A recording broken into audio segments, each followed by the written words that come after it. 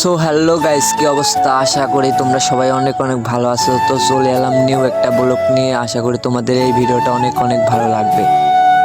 আজকে আমরা ঘুরতে বের হইলাম। আজকে আমরা কোথায় কোথায় যাব এই ব্লগ ভিডিওতে তোমাদের মাঝে শেয়ার করব।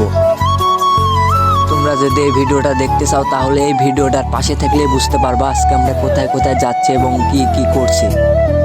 তো বেশি দেরি করলাম না, অবশেষে আমরা সেখানে রওনা হয়ে গেলাম।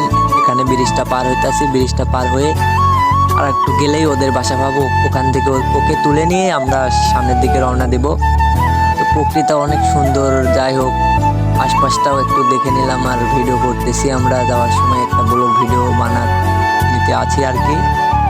সো আমরা গাড়ি নিয়ে যাচ্ছি, এই কারণে আমাদের যাইতে বেশি দেরি লাগবে না।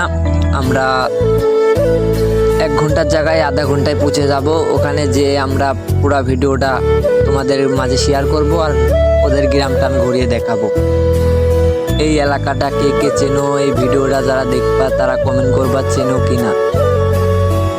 তাই আর বেশি টাইম লাগবে না, আর মাত্র 20-30 মিনিট টাইম লাগবে ওখানে পৌঁছাইতে।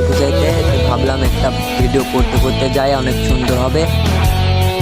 তাই এর ফলে আমার দাদারা ক্যামেরার সামনে অনেক পোস্ট লিখছে, দেখো গাইস অনেক সুন্দর আর কি। আমি ক্যামেরা ধরতে ধরতে আমার হাত পুরো ব্যথা হয়ে গেছে, তাও ক্যামেরা ধরা বন্ধ করতেছি না, কারণ আমার দাদা ভিডিওটা করতে বলছে, এই জন্য আমি ভিডিওটা করতেছিলাম। তাই বাজারের মধ্যে চলে এসেছি, এখন ওদের এলাকায় ঢুকি ওর সাথে দেখা করে আমরা চলে যাব আর কি।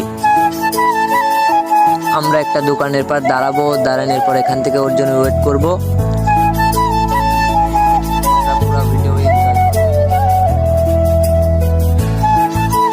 সো অনেকক্ষণ ঘোরাঘুরির পরার পর ওদেরকে দেখা গেল ওরা আসতেছে। তারপরে ওদের সাথে একটু কথা বলে ওদের সাথে ওদের। সো দাদা ক্যামেরার সামনে আসতে লজ্জা পাচ্ছে, কারণ দাদার